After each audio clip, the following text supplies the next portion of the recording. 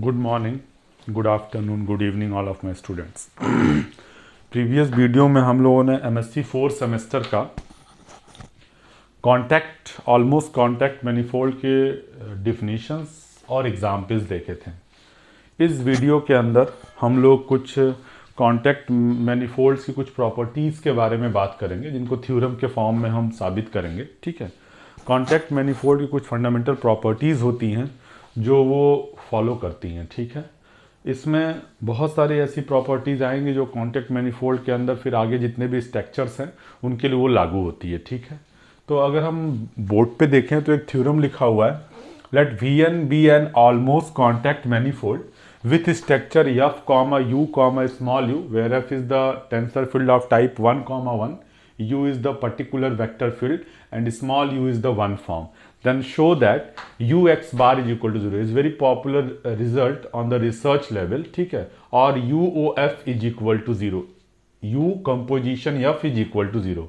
u is equal to, मतलब इस vector particular vector के ऊपर फील्ड के ऊपर अगर वन फॉर्म ऑपरेट करता है तो वैल्यू आपको क्या मिलेगी? 1 मिलेगी। ठीक है, और टेंसर फील्ड का जो रैंक होगा वो n-1 होगा, और मैंने बताया था कि ये ऑड डायमेंशनल है, तो n is equal to 2m+1, जहाँ पर m एक इंटीजर वैल्यू है, तो this takes the odd dimension. तो इसका जो डायमेंशन होता है वो भी क्या होता है? आपका ऑड होता है। तो बारी बारी से हम लोग डिस्कस करेंगे। पहला ux बार इज इक्वल टू 0 आपको दिखाना है, u इज इक्वल टू 1 दिखाना है। उस टेंसर फील्ड का जो कि ऑलमोस्ट कॉन्टैक्ट स्ट्रक्चर के अंदर है, उसका जो रैंक होगा वो n-1 होगा, और जो डायमेंशन होगा वो हमेशा ऑड होगा। रैंक के बारे में आप बीएससी सेकेंड ईयर से पढ़ते हैं। अगर रैंक के फंडामेंटल डिफिनेशन की बात करें तो the non zero rows in the matrix is known as the rank of the matrix, या फिर दूसरे शब्दों में the largest non zero minor is known as the rank of the matrix. ठीक है, इसके लिए बहुत सारे फॉर्म आते हैं, इक्लान फॉर्म आता है, फिर नॉर्मल फॉर्म आता है, जिसके थ्रू आप रैंक निकालते हैं। तो यहाँ पर भी हम थोड़ा सा वेक्टर स्पेस के चीज़ों का भी कोरिलेट करते हुए इस थ्योरम्स को प्रूफ करने का प्रयास करेंगे, जो कि आप बीएससी सेकेंड ईयर में पढ़ते हैं। ठीक है, तो अगर हम अपने प्रूफ पर आए, पहले प्रूफ पर, तो this is we have, you know that the fundamental definition of the contact manifold, if you say that Vn is the differentiable manifold and capital U, F and small u is indicates the vector field, tensor field of type 1,1,1 form which satisfying the condition x double bar plus x is equal to u x u, in other word f square plus in is equal to u tensor product capital U, and also the particular vector field u bar, yeah, this is equal to fu is equal to 0, जिसके बारे में मैंने previous lecture में बात किया हुआ था। ठीक है, यहां पर अगर हम देखें तो this is x double bar plus x is equal to u x capital U, जिसके बारे में आप परिचित हैं। This one is the equation number 1। ठीक है, और दूसरा हम बात करें, and also this is fu means u bar is equal to 0, say equation number 2। ठीक है, पहला x double bar plus x is equal to u x u, where x is the arbitrarily vector field और u is the particular vector field, f u is equal to u bar is equal to 0। That is the fundamental definition of the कि whenever the differentiable manifold satisfying the such type of condition, then such type of manifold is becomes a contact manifold। ठीक है, now barring equation 1, barring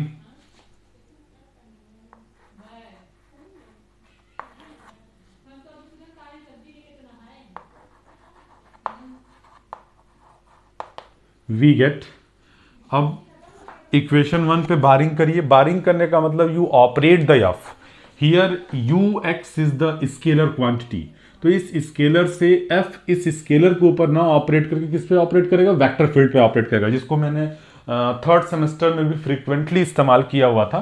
तो आप क्या बोलेंगे? This is x triple बार, बारिंग नहीं हो रहा, एफ ऑपरेट हो रहा है, और आपको पता है कि f x is defined as this is x bar is the new vector field. इसी तरीके से अगर आप एफ एक्स डबल बार लेके चलेंगे तो ये ऑलरेडी कितना हो जाएगा आपका? एक्स ट्रिपल बार, एक्स आएगा, एक्स का मतलब एक्स डबल बार आ जाएगा, और एक बार और इंट्रोड्यूस हो जाएगा। This is plus x bar is equal to u x, this is u bar. इसमें कोई तकलीफ नहीं होनी चाहिए, ठीक है। यहां से आपको पता है कि यू बार की वैल्यू 0 हो जाएगी बाय यूजिंग इक्वेशन नंबर 2, यानी आपके पास मिल जाएगा x double triple bar plus x bar is equal to 0। This one is the equation number 3, ठीक है। इसमें कहीं कोई दिक्कत नहीं होनी चाहिए। दूसरी बात कि आपका जो इक्वेशन नंबर 1 है वो किसी भी वेक्टर फील्ड के लिए लागू होता है। तो x bar is also the new vector field, तो हम इस x की जगह x बार को रिप्लेस कर रहे हैं डिफिनीशन नंबर 1 में, ठीक है। तो now replacing x by this is x bar in equation number 1, in equation number 1 we get, क्या मिलेगा अगर आप रिप्लेस करते हैं तो x की जगह आप x डबल बार करने x बार करने जा रहे हैं, तो this is x triple bar, ठीक है, plus x bar is equal to u x bar capital U, ठीक है। ये देखिएगा u x bar is capital U say equation number 4। अगर आप 3 और 4 को देखें तो इन दोनों का लेफ्ट हैंड साइड बराबर है तो राइट हैंड साइड भी बराबर हो जाएगा, ठीक है। तो now from 3 and 4 we find that, क्या find that? From 3 and 4 we find that here this is u x bar u is equal to 0, ठीक है। Since u is the particular vector field और u के ऊपर f operate करके 0 मिल रहा है, ना कि it mean that u is a non zero particular vector field, it is a initial structure, it is not equal to 0। तो this is since u is not equal to 0, since u is not equal to 0, so we can conclude that here u, this is x bar is equal to 0. This is the first result, ठीक है। इसको आप थोड़ा परिवर्तित कर सकते हैं, this is u और ये f x is equal to 0। u को ऑपरेट कर दीजिए, जैसे गॉफ मैपिंग होता है, अगर गॉफ की बात करते हैं आप तो this is equal to g of f of x की बात करते हैं। तो यहां पर भी आप वही काम करेंगे, इसको आप लिख सकते हैं u कंपोजिशन f और दिस इज कंपोजिशन f और this is x is equal to 0। आप इसके थ्रू ऑपरेट करेंगे तो u और ये हो जाएगा fx, ठीक है।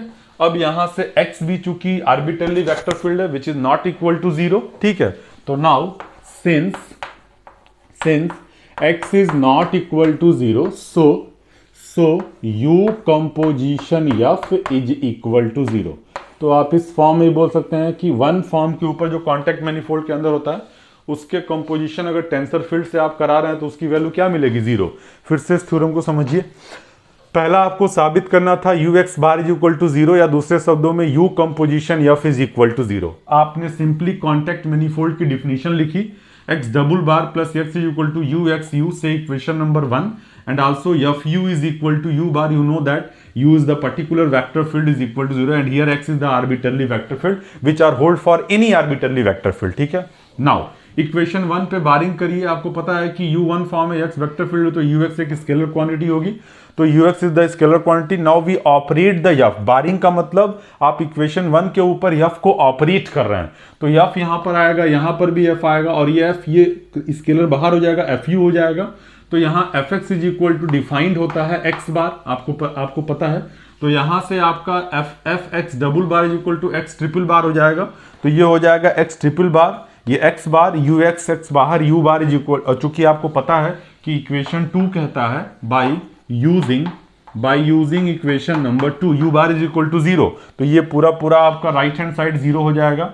चूंकि इक्वेशन नंबर 1 किसी भी वेक्टर फील्ड एक्स के लिए लागू होता है, ठीक है, किसी भी vector field x is the member of chi m, you know that the chi m is the collection of vector field now काईएम में बिलोंग करता है, तो x अगर काईएम में बिलोंग करता है तो आप बताइए आर्बिटरली वेक्टर फील्ड के लिए होल्ड कर रहा है, तो हम इस x को x बार से रिप्लेस करें, और x बार आपको पता है ये भी एक प्रकार का वेक्टर फील्ड है, तो रिप्लेस कर दिया तो x triple bar plus x bar equal to u x bar u is equal to equation number 4।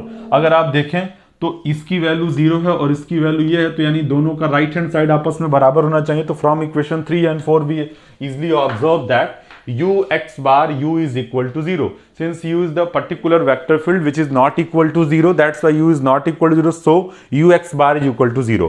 अब यहाँ पे इसको रीराइट कर सकते हैं हम, u लिखा, x बार का मतलब fx लिखा, जो कि आपको प्रीवियस वीडियो में बताया गया था और सेमेस्टर 3 में भी इसके बारे में फ्रिक्वेंटली चर्चा की गई थी। तो u fx is equal to 0, और इसका मतलब क्या हो जाएगा आप इसको समझिए, तो f g कंपोजिशन f, तो यहाँ पर u composition f, x is not equal to 0, x is the arbitrarily non-zero vector field, तो x is not equal to 0, so we can say that u composition f is equal to क्या हो जाएगा 0। तो this is the first result, ठीक है। Now we will try to discuss the second result, u is equal to 1, ठीक है। तो मैं इसको रफ कर रहा हूं।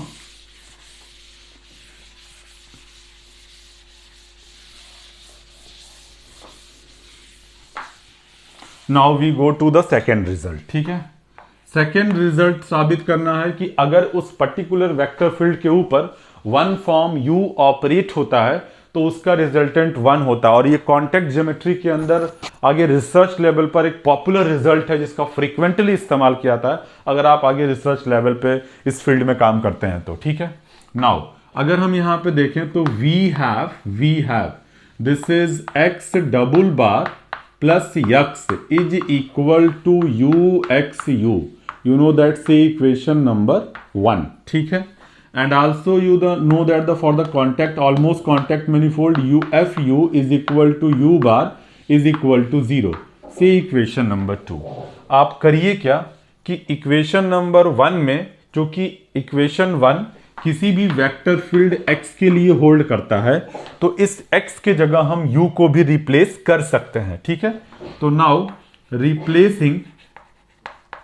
replacing x by u in equation number 1, in equation number 1 we get क्या मिलेगा आपको, this is u double bar plus u plus u plus u is equal to u is equal to u, ठीक है।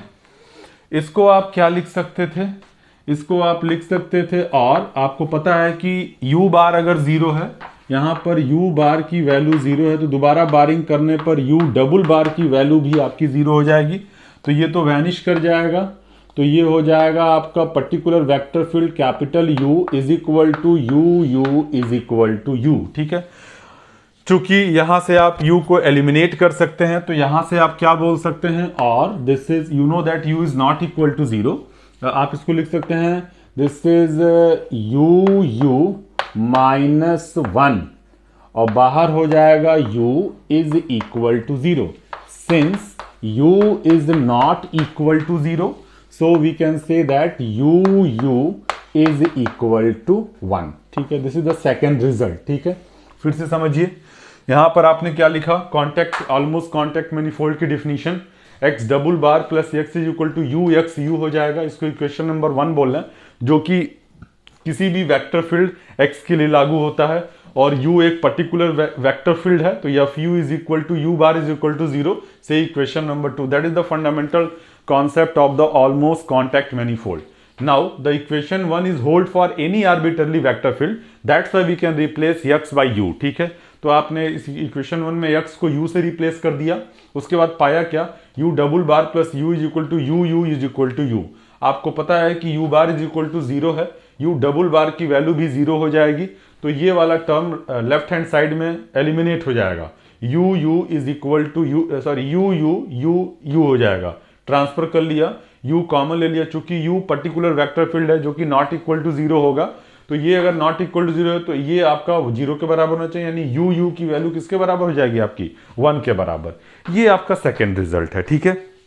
अब हम लोग next result की बात करें तो रिजल्ट नंबर 3 में कहता है कि जो टेंसर फील्ड है उसका जो रैंक है वो रैंक आपका जो है कितना होना चाहिए, n-1 होना चाहिए। ठीक है, तो हम इस पर भी फोकस करते हैं। इस पर थोड़ा सा हम लोग वेक्टर स्पेस से कुछ फंडामेंटल चीज़ों का इस्तेमाल करेंगे। इसको भी मैं रफ कर दे रहा हूँ, जो प्रूफ करना मैं उस पर आ रहा हूँ सीधे। ठीक है, हम अगर तीसरे रिजल्ट की बात करें तो आपको दिखाना है rank of f is equal to n-1।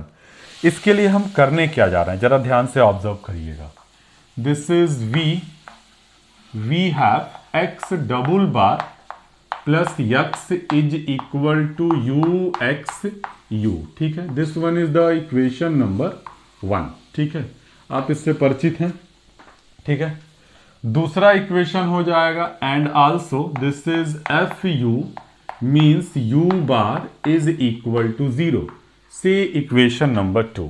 ठीक है, अगर आप इक्वेशन 2 को ऑब्जर्व कर रहे हैं तो हो क्या रहा है, अगर कहीं लिखा हो ए एक्स इज इक्वल टू 0 तो आप यहां पे कह सकते हैं, मतलब system of equation like this is 2 1 1 3 1 1 4 2 2। ठीक है, और यहां पर हो गया एक्स वाई जेड। ठीक है, इज इक्वल टू 0 0 0 ऐसा कुछ लिखा हुआ है। इस दशा में इसके ट्रिवियल सोल्यूशन तो ऑलवेज मिलेगा। वो ट्रिवियल सोल्यूशन क्या होगा, x बराबर 0, y बराबर 0 और z बराबर 0। लेकिन इसका नॉन ट्रिवियल सोल्यूशन भी मिल सकता है। ठीक है, तो अगर आप इस सिस्टम को इसी सिस्टम को आप लोग लिखते हैं ax is equal to 0 and here we say that capital x is the solution of the system of equation, मतलब जो कैपिटल x की वैल्यू होती है। ठीक है, वो इक्वेशन होंगे 2x plus y plus z, 3x plus y plus z plus 4x plus 2y plus z is equal to 0। ठीक है, तो यहां पर अगर आप देखें तो f u is equal to 0, तो u is just work like a solution. ठीक है, but u is the particular vector field which is not equal to 0, it mean that it is a non-trivial solution। यानी कि ये जो u है वो equation number 2 का नॉन ट्रिवियल सोल्यूशन होगा। हमको ये यहां पर साबित करना है कि आपके सिस्टम के पास केवल और केवल एक नॉन ट्रिवियल सोल्यूशन एग्जिस्ट कर रहा है। मैं उसका कारण आपको बता रहा हूं। सपोज दैट हमने ये इक्वेशन लिया, x यहां पे मैं ले रहा हूं x plus y plus minus z is equal to 0। ठीक है, दूसरा इक्वेशन ले लिया 2x प्लस 2y और this is minus 2z is equal to 0। तीसरा इक्वेशन ले लिया 3x plus y minus 2z is equal to 0। इसका एक सोल्यूशन तो हो जाएगा x comma y comma z is equal to 0। इसमें तो कोई संदेह किसी को नहीं होना चाहिए, that is a very fundamental thing. लेकिन इसके पास एक सोल्यूशन और एग्जिस्ट करेगा, वो सोल्यूशन होगा x बराबर 1। ठीक है, और y बराबर 1 और दिस इज z बराबर 2, जो साइमल्टेनियसली तीनों को सेटिस्फाइड करेगा। आप चेक कर सकते हैं। तो अब हमारा मुद्दा है कि यहां से जो a जनरेट हो रहा है, अगर हम यहां से a की बात करें तो वो a हो जाएगा आपका 1 1 माइनस 1। ठीक है, और दूसरा 2 2 माइनस 2, दिस इज 3 1 माइनस 2। अगर आप देखें तो ये 3 क्रॉस 3 की मैट्रिक्स है। अब हमें ये देखना है कि इसका रैंक क्या हो, क्योंकि और इसके पास ये ट्रिवियल सोल्यूशन है और ये नॉन ट्रिवियल सोल्यूशन है। नॉन ट्रिवियल इस सोल्यूशन के सिवा कोई और सोल्यूशन इसका एग्जिस्ट नहीं कर रहा है। ठीक है, बाकी जो भी सोल्यूशन इसके नॉन ट्रिवियल मिलेंगे वो इसी सोल्यूशन के ऊपर डिपेंडेंट होते होंगे। ठीक है, तो मैं क्या बताना चाह रहा हूं, जब आप इसका रैंक निकालेंगे तो आप इसे नॉर्मल फॉर्म का इस्तेमाल कर सकते हैं। मैंने जिक्र किया नॉर्मल फॉर्म में फंडामेंटल क्या होता है रैंक निकालने का, आप इस स्लॉट को 0 करते हैं, उसके बाद इस स्लॉट को 0 करते हैं। मतलब अगर पहले रो का पहला एलिमेंट नॉन जीरो है तो दूसरे रो के पहला एलिमेंट 0 होना चाहिए, तीसरा रो का जो 2 एलिमेंट होना चाहिए वो कंटिन्यूअसली 0 होना चाहिए। तो यहां पे आप ऑपरेशन कर सकते हैं 1 1, ये बीएससी सेकेंडरी चीजें हैं। यहां देखिए इसमें 2 से गुणा कर दिए 0 हो जाएगा, इसमें भी 2 से गुणा कर दिया तो ये भी 0 हो जाएगा, ये भी 0 हो जाएगा। ठीक है, और यहां पर भी आपने माइनस 2 लिया तो ये भी 0 हो जाएगा। यहां पे देखिए 3 से मल्टीप्लाई कर दीजिए तो 0 हो जाएगा। ठीक है, यहां पर आप जो है 1 माइनस 3 का मतलब -2 हो जाएगा, और ये -2 और +3 +1 हो जाएगा। आप इन दोनों रो को आपस में इंटरचेंज कर सकते हैं। इंटरचेंज कर, भाई आपको पता है कि यहाँ पर आपको पता है कि किसी भी दो रो को आपस में इंटरचेंज किया जा सकता है। ये एलिमेंट्री ट्रांसफॉर्मेशन है मैट्रिक्स का। किसी भी रो या किसी भी कॉलम में किसी दूसरे नॉन जीरो एलिमेंट से मल्टीप्लाई करते हुए उसको जोड़ा या घटाया जा सकता है। तो उस चीज़ का हम लोगों ने यहाँ पे कंक्लूजन लिया। ठीक है, यहाँ पर इसको आप लिख सकते थे इंटरचेंज करते हुए 1 1 -1 और ये 0 -2 1, दिस इज 0 0 0। ठीक है, अगर आप यहाँ पे पूछें कि इसका रैंक कितना होगा तो आपको पता है कि इस सिस्टम के अंदर 3 अननोन्स हैं। 3 अननोन है। Rank of a is equal to here, rank of a is equal to 3 - 1 is equal to 2, क्योंकि इक्लान फॉर्म के अंदर जितने नॉन जीरो रो होते हैं उन्हीं को उस दिए गए मैट्रिक्स का क्या कहते हैं, रैंक कहते हैं। इसका ऑब्जेक्टिव यहां पे क्या होगा अभी आपको समझ में आएगा। आई थिंक ये बात आपको समझ में आनी चाहिए। बहुत सिंपल सी बात है। मैंने 3 इक्वेशन कंसीडर किया और यहां पर इसका trivial solution x y, z is equal to 0 मिलेगा।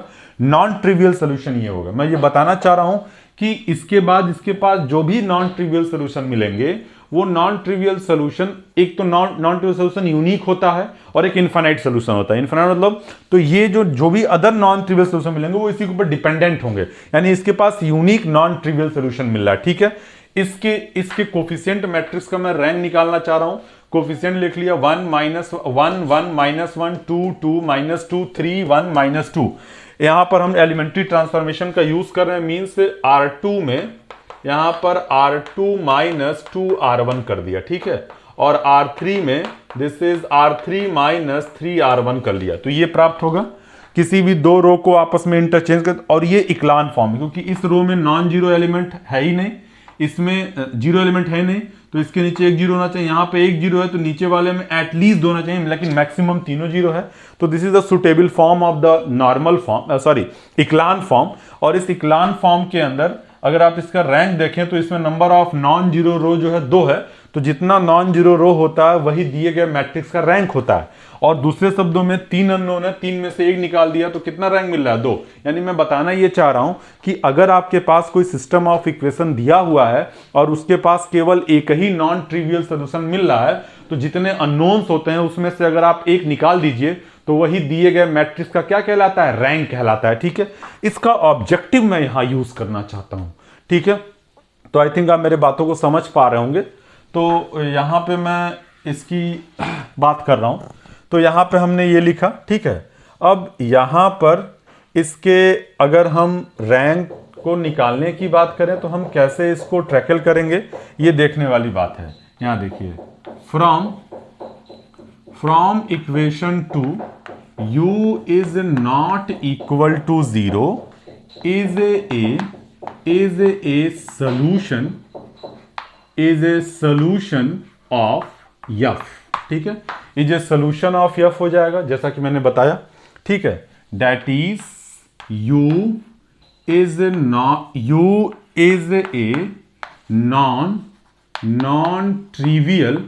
non-trivial solution of f। That is the very important line. U is a non-trivial solution. Now we assume that कि इक्वेशन 2 के पास एक और नॉन ट्रिवियल सोल्यूशन मिल रहा है, मतलब इस f का पूरे सिस्टम का नॉन ट्रिवियल सोल्यूशन एक और मान लिया, लेकिन हमें दिखाना है कि इस u के सिवा कोई और नॉन ट्रिवियल सोल्यूशन एग्जिस्ट नहीं करता है। ठीक है, और आपको पता है कि अननोन, चूंकि डायमेंशन n है तो इसके अंदर अननोन्स भी आपके n होंगे। ठीक है, तो मैं क्या बताना चाह रहा हूं यहां पे आप कंक्लूड करिए, late v be another solution of f other than trivial, then this is fv is equal to 0। कोई दिक्कत नहीं, सेटिस्फाइड करेगा ही करेगा, क्योंकि अगर u सोल्यूशन है तो एफ यू करने पे 0 मिल रहा है, और अगर v भी सोल्यूशन है तो एफ वी करने पर भी 0 मिलेगा। मतलब अगर यहाँ पे x बराबर y बराबर z बराबर 1 1 सोल्यूशन है और 2 2 भी सोल्यूशन, तो दोनों सिस्टम को क्या करेगा, सेटिस्फाइड करेगा, जो लॉजिक होता है। यहां से आपने इसको लिखा। ठीक है, अब यहां पर मैं क्या कर रहा हूं, इसके साइड दोनों के ऊपर f को ऑपरेट कर दीजिए। ठीक है, तो ये हो जाएगा f² v is equal to 0। हम कॉन्टैक्ट मैनिफोल्ड की बात करने जा रहे हैं। कॉन्टैक्ट मैनिफोल्ड में क्या होता है आपको पता है, this is f square plus I n is equal to u tensor product u, ठीक है। एफ स्क्वायर वी का मतलब v double bar plus v is equal to u v capital U, ये आपको मिलेगा। तो यहां से आप क्या लिख सकते थे, यहां से आप लिख सकते थे u v double bar is equal to 0 और यहां से हो जाएगा आपका v is equal to u v capital U, ठीक है। आपको एक और लॉजिक वेक्टर स्पेस का पता होना चाहिए, since x is equal to alpha y, ठीक है, then x comma y are linearly dependent, that is the very fundamental property. उस कंडीशन में x और y लीनियरली डिपेंडेंट हो जाएंगे। तो यहां पे देखिए अल्फा इज द स्केलर, यहां पर u v स्केलर है और ये इस तरह के लीनियर, ये जो v है वो लीनियर कॉम्बिनेशन ऑफ u करने पे प्राप्त हो रहा है, यानी कि ये जो आपका अनदर सोल्यूशन है वो इस नॉन ट्रिवियल सोल्यूशन के ऊपर क्या हो जाएगा, डिपेंडेंट हो जाएगा, ठीक है। तो आप यहां पे क्या बोलेंगे, since uv is a scalar, so v is linearly, this is dependent on u, that is a very important line, ठीक है। मीन्स मैं इसको रफ कर रहा हूं, देखिए थोड़ा सा समझने वाली चीजें हैं, अगर आप कोरिलेट करके समझेंगे तो आप हर एक स्टेप को समझ सकते हैं, और अगर आप कोरिलेट करके नहीं समझते हैं तो फिर समझना मुश्किल है। मैं फिर से कंक्लूड कर रहा हूं, x double bar plus s equal to, ये डिफिनीशन लिख दिया, यहां पर f u is equal to 0, यानी यू जो है नॉट इक्वल टू 0 इसका सोल्यूशन होगा, not equal to 0 is not, ये trivial solution, non trivial solution कहलाएगा। आपका ऑब्जेक्टिव है कि इस v के सिवा कोई और नॉन ट्रिवियल सोल्यूशन एग्जिस्ट नहीं करता है, ठीक है।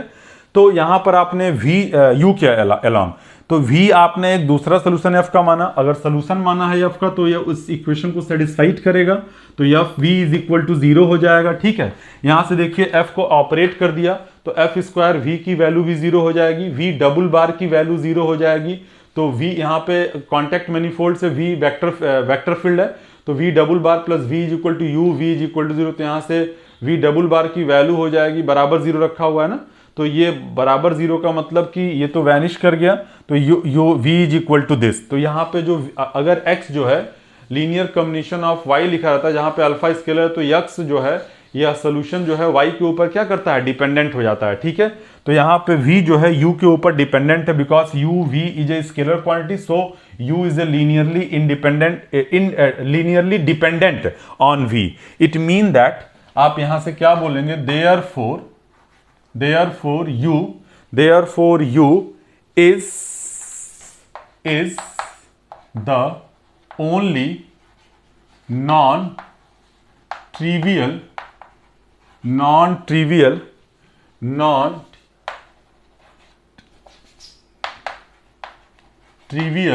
solution of f, ठीक है। तो अभी उस थ्योरम का हम लोग डायरेक्ट इस्तेमाल करेंगे, जब एक ही नॉन ट्रिवियल सोल्यूशन मिल रहा है तो definitely rank of f is equal to unknown -1, यहां पे अननोन n है, तो जो रैंक ऑफ f हो जाएगा किसके बराबर हो जाएगा, n-1 के बराबर। तो that is the third result. बहुत सिंपल सी बात है, जब ये एक ही नॉन ट्रिवियल सोल्यूशन मिलेगा तो अभी मैंने जो काउंटर एग्जाम्पल लिया उससे जो इसका रैंक हो जाएगा कितना हो जाएगा, वो n-1 हो जाएगा, ठीक है। अब मैं आखिरी रिजल्ट पर आ रहा हूं, ठीक है। ये बात आप समझ पा रहे हो कि मैंने क्या यहां कंक्लूड किया। आखिरी बात एक बार देखने लायक है, हमने जो एग्जाम्पल लिया था अपने प्रीवियस वीडियो में, वहां पे हम लोगों ने लिया हुआ था 0 0 -1 0 0, ठीक है, 0 0 0 -1 0, ठीक है। और फिर लिया हुआ था हमने दिस इज 1 0 0 0 0 0 1 0 0 0, ठीक है, और फाइनली 0 0 0 0 0, ठीक है। आप जब इसका आइगन वैल्यू निकालेंगे तो आप आइगन वैल्यू की मल्टीप्लिसिटी पाएंगे। मल्टीप्लिसिटी क्या होता है, जो आइगन वैल्यू रिपीट्स करते हैं। अगर आप इसको ऊपर कर दीजिए, इस वाले को भी सेकंड में इंटरचेंज कर सकते हैं, यानी इस मैट्रिक्स को आप लिख सकते थे 1 0 0 0 0 0, ठीक है। ये हो जाएगा 0 1 0 0 0, ठीक है। आप वो एग्जाम्पल को देखिएगा और यहां पर हो जाएगा 0 0, दिस इज -1 0 0 0 0 0 -1 0 0 0 0 0, दिस इज -1 0, ठीक है। आपको पता है कि किसी भी मैट्रिक्स का रैंक निकालने का आइगन वैल्यू निकालने का तरीका क्या होता है, a minus lambda I is equal to 0, determinant of a minus lambda is equal to 0, जहां पे i उतना ही ऑर्डर का आइडेंटिटी होता है। तो जब इसका रैंक निकलेगा तो ये मिलेगा आपको लैम्डा इज इक्वल टू 1 1 -1 -1, ये 2 बार रिपीट कर गया, ये 2 बार रिपीट कर गया, ठीक है। तो m की जो वैल्यू होगी वो 2 हो जाएगी। तो उस कंडीशन में जो a का रैंक होगा, दिस इज 2 इन 2, दो वैल्यू रिपीट कर रही है तो 2 इज इक्वल टू 4, ठीक है। तो अगर आप ऑब्जर्व करें तो इस मैट्रिक्स का जो रैंक है वो 4 के बराबर है, क्योंकि ये इक्लान फॉर्म में कन्वर्टेड है। इक्लान फॉर्म में कन्वर्टेड होने के साथ साथ यहां पर देखें तो नंबर ऑफ नॉन जीरो रोज जो है वो आपके कितने हैं, सॉरी दिस इज 0 एलिमेंट, जो नॉन जीरो रोज हैं वो आपके 4 हैं। तो मैं बताना क्या चाह रहा हूं कि कॉन्टैक्ट मैनिफोल्ड के अंदर जो आपका जनरली स्ट्रक्चर्स के रैंक होते हैं वो 2 into multiplicity of the eigen value हो जाता है, ठीक है। तो ये तो ऑब्वियस रिजल्ट है, लेकिन अगर आप, और जहां पर यम इंटीजर वैल्यू होता है, that is a very obvious thing, और लेकिन आपने जो कैलकुलेशन किया उसके अनुसार आपका रैंक कितना है n-1, लेकिन due to the fundamental this concept the rank of the in the contact manifold, the rank of the structure is 2 time into multiplicity of the eigen value, ठीक है। तो हम इन बातों का इस्तेमाल करने जा रहे हैं एक साथ, ठीक है। कैसे इस्तेमाल करने जा रहे हैं जरा गौर करिएगा, ठीक है। यहां पर this is very obvious result, we have rank of f is equal to 2m, ठीक है, where m is the indicates the eigen value, ठीक है। and but rank of f with the help of the above result dimension -1 n-1, ठीक है। now comparing both the result, इन दोनों को से equation number 1 और इसको मैं लाइन ड्रा कर दे रहा हूं, से इक्वेशन नंबर 2, 1 और 2 को आप इंडिकेट करिए। तो from equation 1 and 2 we get, क्या मिलेगा आपको, n-1 is equal to 2m, and here n is equal to 2m plus 1, where m is the multiplicity of the eigen value, it is a integer value, यानी this is the odd number। तो अगर ये odd है और n dimension को indicate कर रहा है तो सिस्टम का डायमेंशन ऑलवेज कितना हो जाएगा, ऑड।